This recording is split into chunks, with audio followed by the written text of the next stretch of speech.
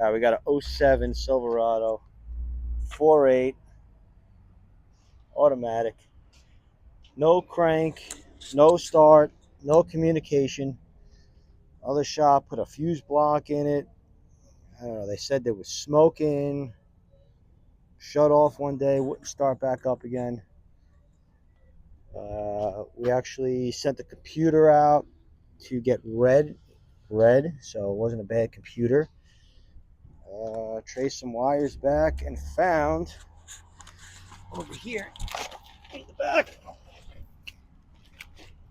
where the fuel pump control module is. It actually rubbed the wires on this bracket.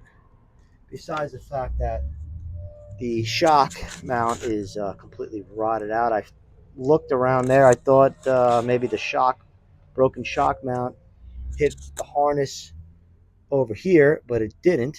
So I kind of overlooked that. And then I came back here again and saw all these wires ripped out. I'm going to obviously fix it a little better now, but the truck does start, runs, communicates, does all the good stuff that it's supposed to do. Up next, we're going to change this cross member.